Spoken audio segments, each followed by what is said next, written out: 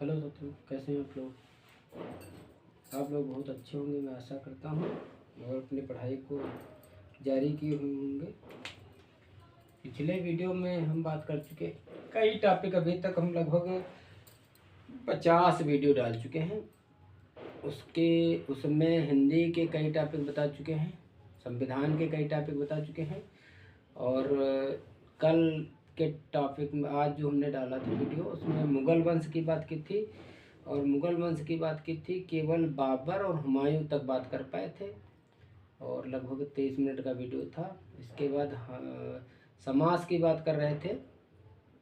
समास होते हैं 6 प्रकार के, लेकिन हमने बताए थे उसमें 4 बता दिए थे, और किसी कारणवश हमारा वीडियो बंद हो गया था।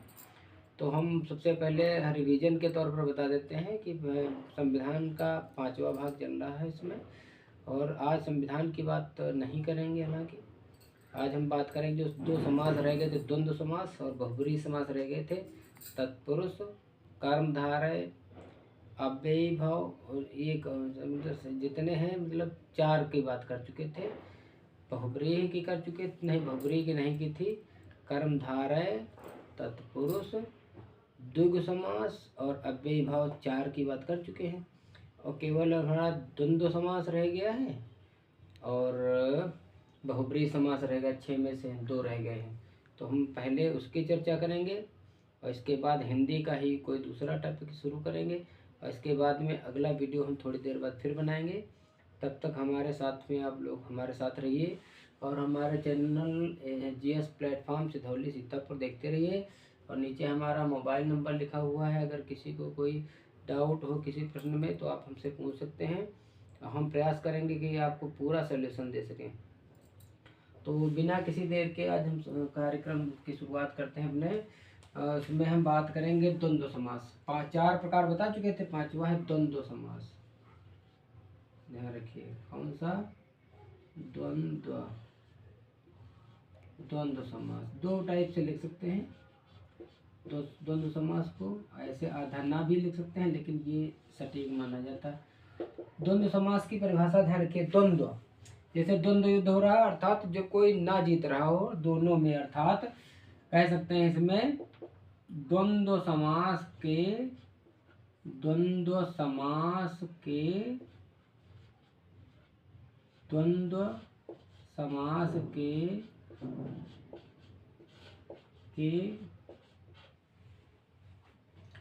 दोनों पद प्रधान होते हैं। कौन कौन से?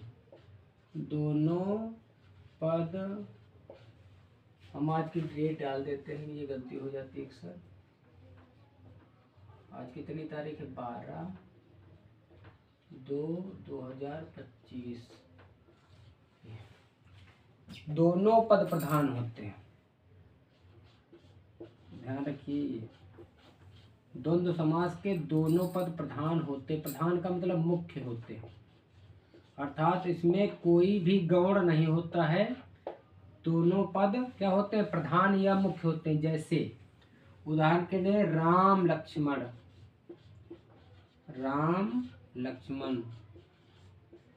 ध्यान रखिए। तो इसमें दोनों पद प्रधान हैं, यानी राम न तो श्रेष्ठ है न तो लक्ष्मण, यानी दोनों अपनी अपनी जगह पे हैं। दूसरा लड़का लड़की,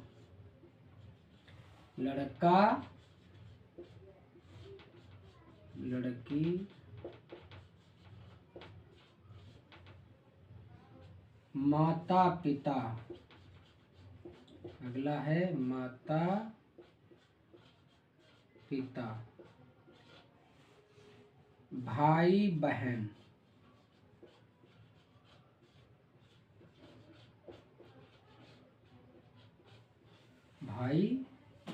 बहन, और भी बहुत से हैं उदाहरण ऐसे, जिसमें या एक दूसरे के विपरीत होंगे, विलोम शब्द होंगे, कह सकते हैं इसको। और भी जैसे राधा कृष्ण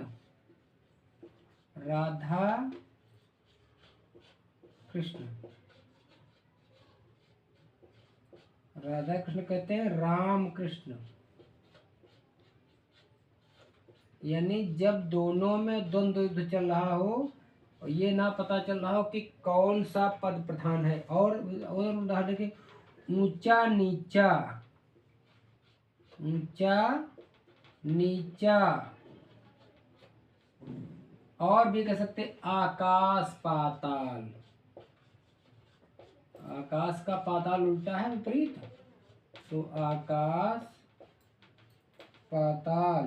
दाल रोटी। इतने उदाहरण आपको बता देते हैं, गलत नहीं होगा। दाल रोटी। रात दिन। इधर उड़ा के रात दिन, रात दिन। और भी स्नान ध्यान, स्नान ध्यान होगा। लाभ हानि, लाभ हानि। और भी ले लीजिए, जैसे पाप पुण्य, पाप पुण्य। ये होगा जीवन मरण। ध्यान रखिए आप, यानी ये एक दूसरे के विपरीत होंगे और दोनों में से दोनों ही पद क्या होंगे, दोनों पद प्रधान होंगे। अर्थात एक गौण और एक मुख्य नहीं होगा, दोनों होंगे मुख्य या प्रधान होंगे। ध्यान रखिए। तो आपका द्वंद्व समास कंप्लीट हो गया। अंतर यही है कि इसके दोनों पद प्रधान होते हैं, परिभाषा यही है। एक रह गया हमारा, पांचवा प्रकार रहेगा कौन सा, बहुव्रीहि। कौन सा, इसको कहते हैं बहुव्रीहि। बहुव्रीहि, बहुव्रीहि। इसकी पहले स्पेलिंग लिखना सीखो, और जब तक स्पेलिंग सही नहीं होगी, चाहे इंग्लिश की हो चाहे हिंदी की हो या किसी सब्जेक्ट की, तब तक आपका पूरा नहीं माना जाएगा। बहुव्रीहि, बहुव्रीहि। ध्यान रखिए, बहुव्रीहि समास के दोनों पद प्रधान नहीं होते। ध्यान रखिएगा। इसकी परिभाषा क्या लिखेंगे, परिभाषा, तो इसके लिखेंगे बहुव्रीहि, बहुव्रीहि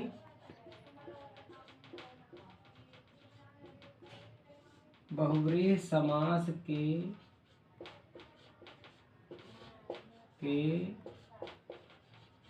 दोनों पद प्रधान नहीं होते हैं।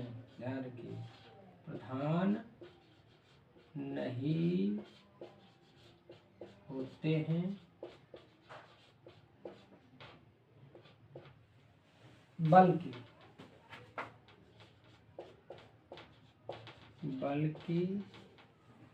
दोनों पद मिलकर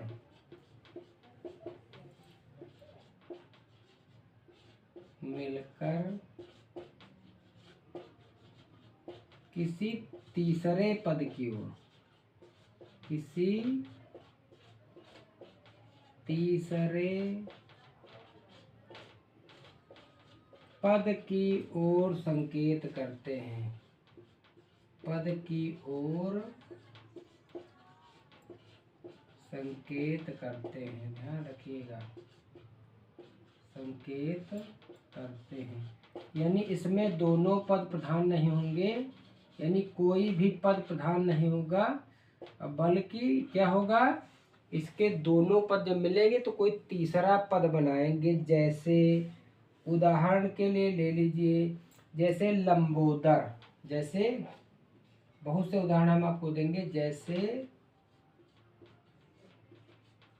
और ये ध्यान रखें ज्यादातर ये पर्यायवाची आपको मिलेगा, किसी का पर्यायवाची होगा और सजीव होता है। बहुब्रीहि समास में जितने पद आएंगे लगभग सजीव होंगे।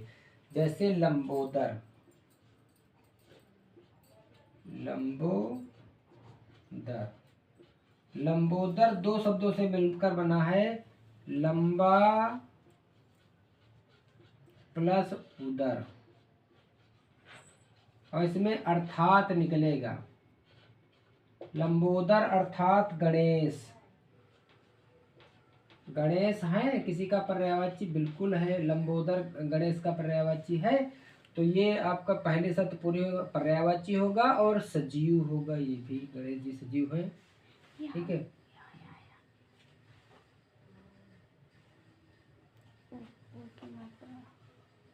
लंबोदर, लंबा प्लस उदर, सही है, यही होता है। लंबा प्लस उदर, लंबा और उदर, आ प्लस उ बराबर ओ, लंबोदर हुआ है। ठीक है, लंबा और उदर से मिलकर बना है लंबोदर, ये गणेश का पर्यायवाची। और दूसरा जैसे चतुर्भुज, चतुर्भुज, चतुर्भुज, ध्यान रखिए कैसे, चतुर्भुज। और यहाँ पर देखिए चतुर्भुज यानी चतुर माने चार, चतुर और भुज से मिलकर बना है, चार भुजाएं हैं जिसकी, अर्थात निकलेगा विष्णु। ठीक, तो ये विष्णु जी पर्यायवाची हैं। और ये चतुर और भुज मिलकर एक नया शब्द बनाते जो किसी का पर्यायवाची होगा, ये भी सही है। अगला है वीणा पाणी, वीणा पाणी। यहाँ पर देखिए वीणा पाण दो शब्दों से मिलकर बना, वीणा और पाणी से, वीणा प्लस पाणी से मिलकर बना है। तो वीणा माने वीणा बजाने वाली होती है, पाणी माने हाथ, अर्थात जिसके हाथ में वीणा है, अर्थात इनको क्या कहेंगे, क्या कहेंगे इनको, सरस्वती। क्या कहेंगे, सरस्वती के हाथ में। अब देखो दोनों कंप्लीट हो रही, यानी ये सजीव भी होगा और दो शब्दों से मिलकर, ना तो वीणा है मुख्य, ना तो पाणी, दोनों मिलकर तीसरे पद की ओर। अगला लिखो जलज, जलज, जलज। ये दो शब्दों से मिलकर बना है, जल प्लस जा, जल प्लस जा, अर्थात जल में जन्म लेने वाला कमल। इसका क्या होगा, कमल, ये किसी का पर्यायवाची जलज का है, कमल निकल रहा है। तो आपका अब इतना समझ लीजिए, किसी का पर्यायवाची होगा और दोनों पद प्रधान नहीं होंगे, दोनों पद जब मिलेंगे तो तीसरे पद की ओर संकेत करेंगे, वो भी किसी का पर्यायवाची होगा और सजीव होगा। और उसमें समूह आपका बनता है द्विगु समास में, पहला पद संख्यावाचक होता है, लेकिन उसमें ज़्यादातर संभावना होती है निर्जीव की, लेकिन इसमें होगा सजीव। अगले हम वीडियो की शुरुआत करते हैं, उसमें कुछ चीज़ें हैं आपको बताएंगे। उसमें आज हम देखेंगे कौन सा टॉपिक शुरू करेंगे।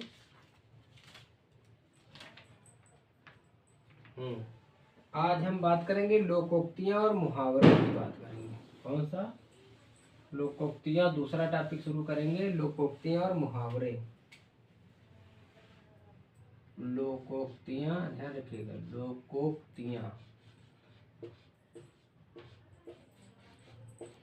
लोकोक्तियाँ एवं मुहावरे। मुहावरे,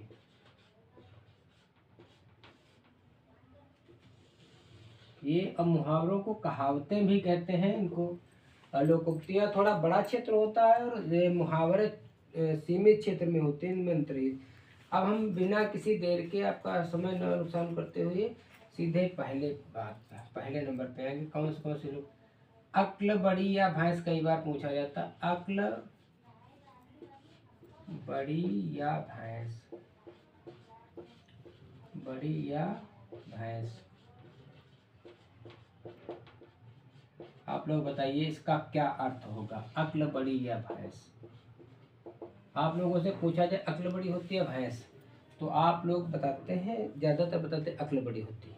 क्यों बड़ी होती है, क्योंकि भैंस जो है, हम अगर जानेंगे कैसे, जब अक्ल होगी तब तो भैंस जानेंगे। और दूसरी बात, इसका अर्थ आपको बताना है, तो इसका होगा शारीरिक बुद्धि की तुलना में। इसका क्या अर्थ होगा, इसका अर्थ होगा शारीरिक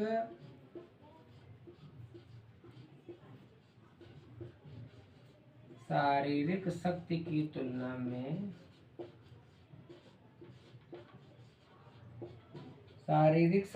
तुलना में बौद्धिक शक्ति का बड़ा होना।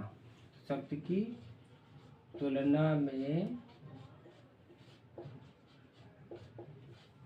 बौद्धिक शक्ति को महत्व देना, कह सकते हैं बौद्धिक शक्ति को महत्व देना।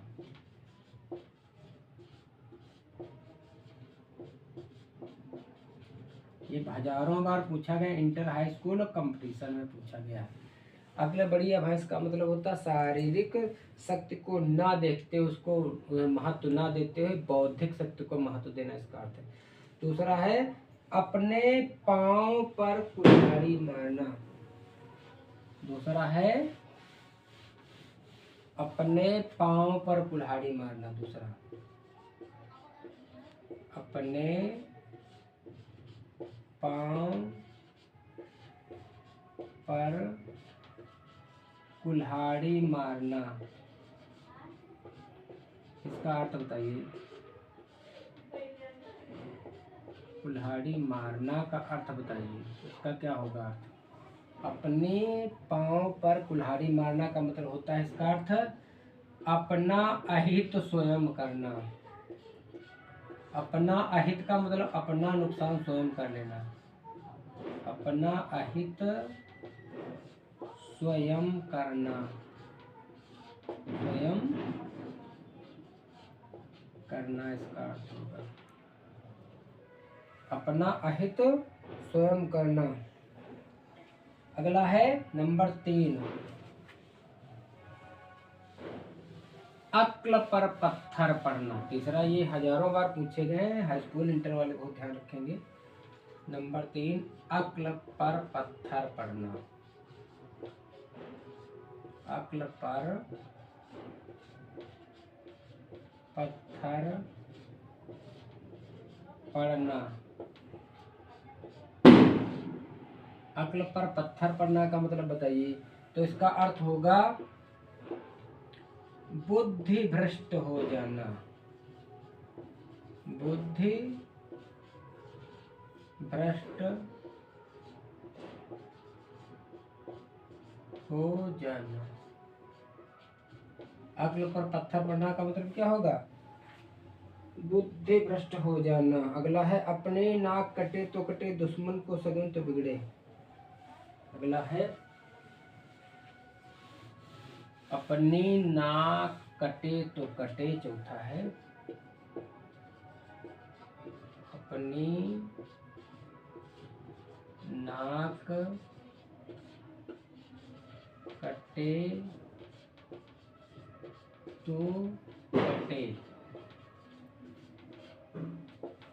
दुश्मन का सगुन बिगड़े। दुश्मन का सगुन बिगड़े।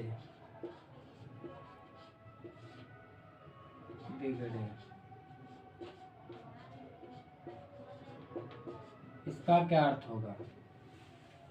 यानी अपना नुकसान करके दूसरे का काम बिगाड़ना।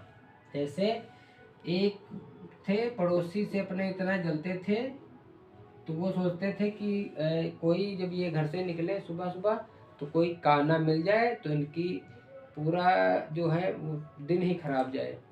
तो इसलिए एक ऐसा आदमी था, उसने अपने आँख एक फोड़ी और अपने को काना किया और उन्हीं के सामने खड़ा होता था और कहता था कि तुम्हारा दिन खराब हो जाएगा।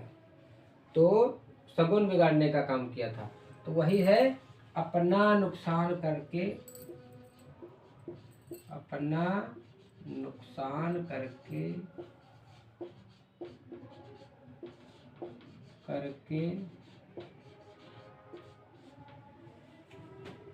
दूसरे का नुकसान करना। दूसरे के नुकसान के बारे में सोचना। के बारे में सोचना।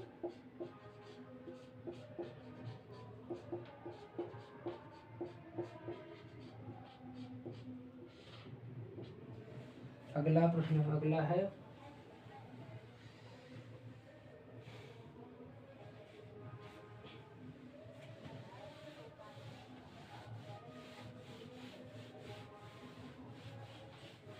अगला है 5वां, चोर की दाढ़ी में तिनका।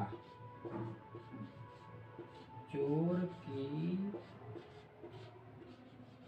दाढ़ी में तिनका।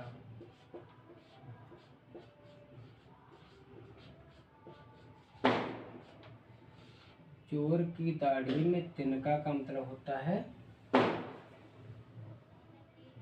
चोर की दाढ़ी में तिनका का मतलब होता है गलत व्यक्ति का हमेशा सशंकित रहना। गलत व्यक्ति का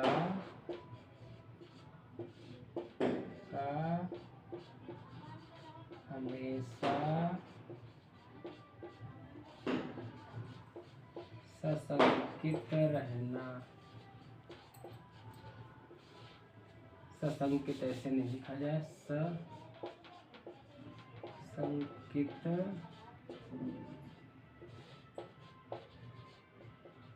रहना, यानी जो चोर होता है उसको अपने अगला है अंधेरे में तीर चलाना। अंधेरे में तीर चलाना, इसका अर्थ क्या होगा? अंधेरे में तीर चलाना का मतलब होगा अंदाजा लगाना।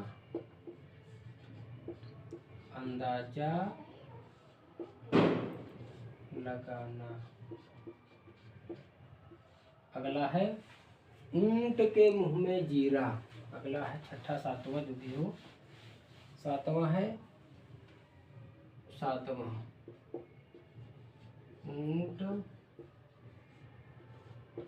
के मुंह में जीरा।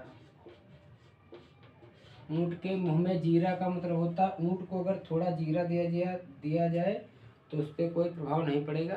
तो समझ लीजिए ऊंट के मुंह में का मतलब होता है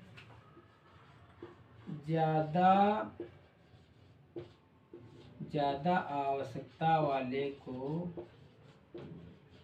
ज्यादा आवश्यकता वाले को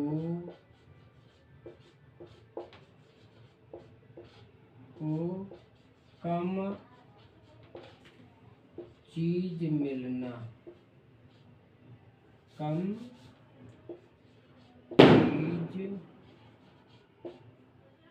कम चीज मिलना।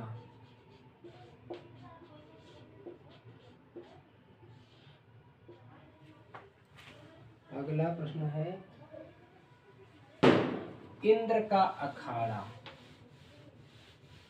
अगला है 8वां, इंद्र का अखाड़ा। इंद्र का अखाड़ा। इंद्र का अखाड़ा का मतलब होगा, इसका अर्थ क्या है? इंद्र का अखाड़ा का मतलब होता है विलासी समाज।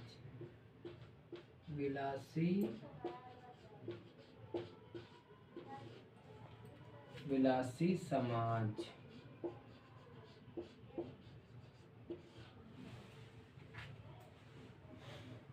अगला है 9वां, इधर उधर की हाँकना। इधर उधर की हाँकना। इधर उधर की हाँकना का मतलब होता फालतू बातें करना। फालतू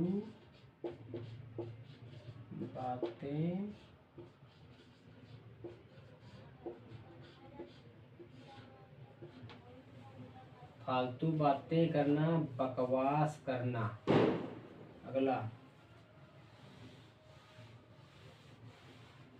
अगला है 10वां, आधा तीतर आधा बटेर, आधा तीतर आधा बटेर। इसका मतलब होगा, क्या होगा? इसका मतलब था बेमेल वस्तु, बेमेल वस्तु, बेमेल वस्तु। अगला प्रश्न, अगला है काला अक्षर भैंस बराबर। अगला है काला अक्षर भैंस बराबर। काला अक्षर भैंस बराबर का क्या अर्थ है? तो आपको बताना है अनपढ़ व्यक्ति या अशिक्षित व्यक्ति। अनपढ़ व्यक्ति कह सकते हैं या अशिक्षित व्यक्ति कह सकते हैं उसको। अगला,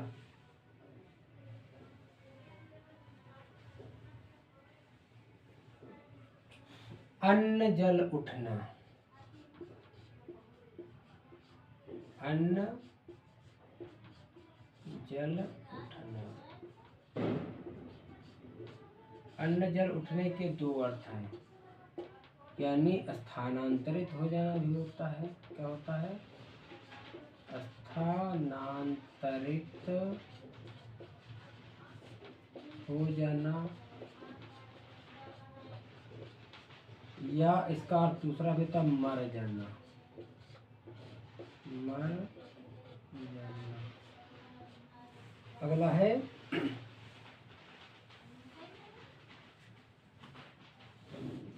अगला है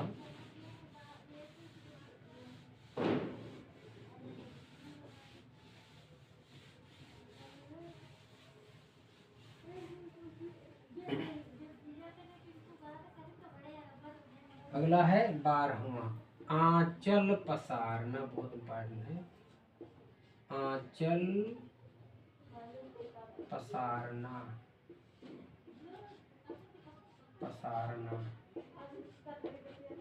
आंचल पसारना का मतलब होता है याचना करना या मांगना, याचना करना। अगला,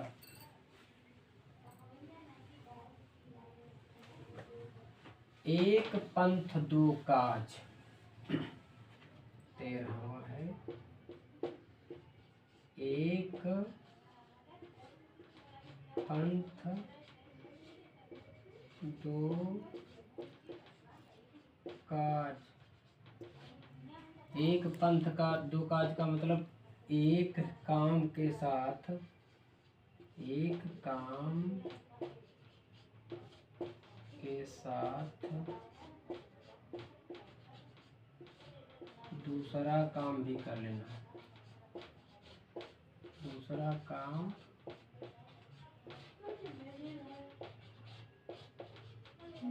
लेना।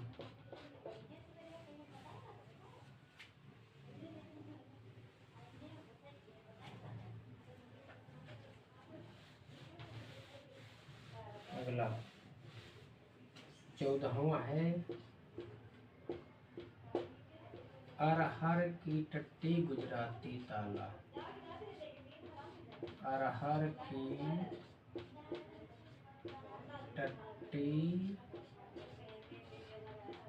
गुजराती ताला।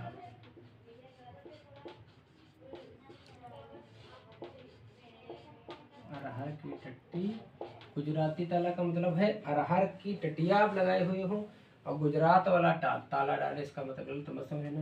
इसका अर्थ है अरहर की टट्टी गुजराती ताला का मतलब तुच्छ वस्तु की सुरक्षा के लिए,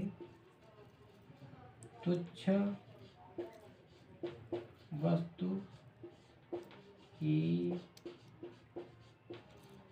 सुरक्षा के लिए अधिक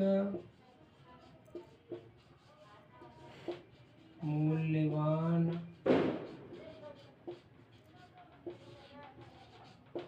वस्तु का प्रयोग करना। ये हो गया। अगला प्रश्न है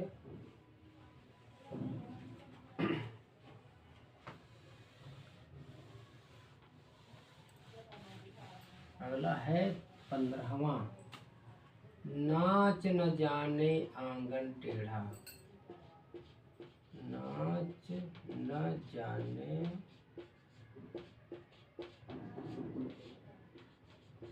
आंगन टेढ़ा।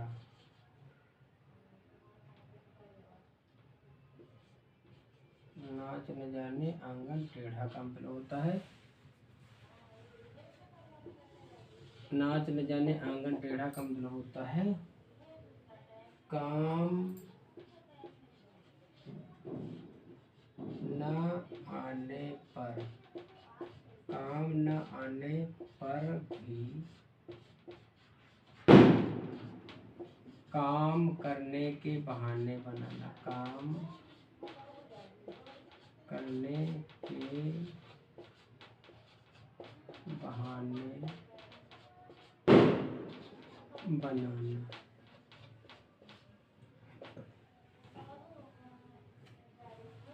अगला है 16वां। अगला 16वां है 3 13 में ना रहना। 3 13 में ना रहना। 3 13 में ना रहने का मतलब होता है किसी फालतू व्यक्ति या वस्तु से मतलब न रखना।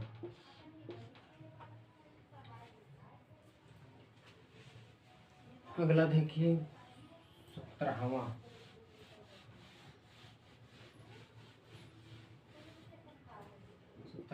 अगर मगर करना। अगर मगर करना, इसका अर्थ क्या होगा बताइए।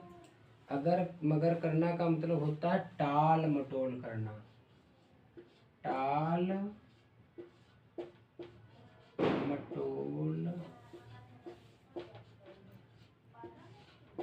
करना का मतलब होता है काम ना करना, इधर उधर झूठ बोलना। अगला है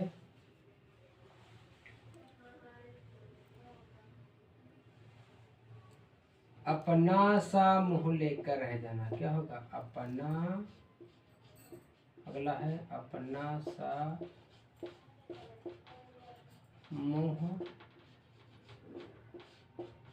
लेकर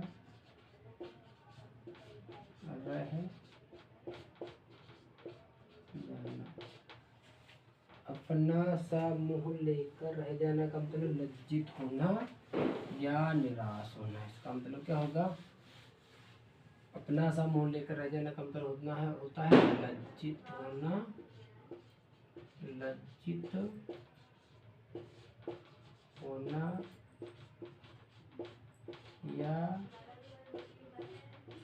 निराश होना।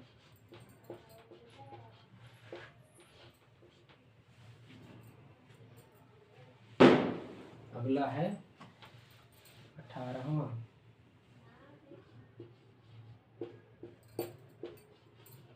कुएं में भांग पड़ना, कुएं में भांग, कुएं में भांग पड़ना, इसका अर्थ क्या है आप लोग बताइए। कुएं में भांग पड़ना का अर्थ क्या है? इसका मतलब होता है एक साथ सबकी बुद्धि भ्रष्ट हो जाना, एक साथ सबकी बुद्धि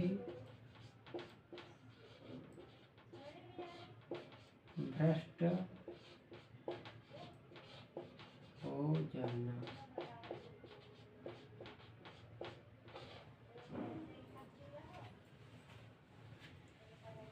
अगला है 19वां है जाके पैर, जाके पैर न फटी दिवाई, फटी दिवाई सो का जाने, सो का जाने पीर पराई। इसका मतलब होता है जिस व्यक्ति पर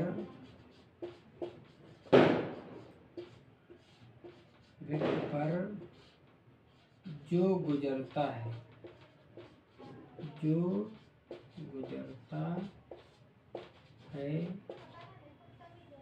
वह वही जानता है।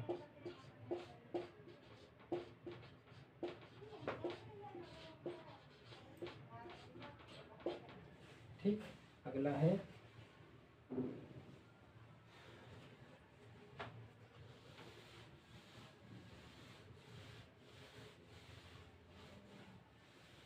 अगला है 19वां 20वां जो कलेजे पर सांप लौटना, कलेजे पर सांप लौटना। इसका मतलब होता है, इसका मतलब होता है ईर्ष्या से जल जाना, ईर्ष्या से जल, ईर्ष्या से जल जाना। मतलब उल्टा पास पड़ना, उल्टा पासा पड़ना। अगला क्या होगा 21वां उल्टा पासा पड़ना। इसका मतलब होता है विपरीत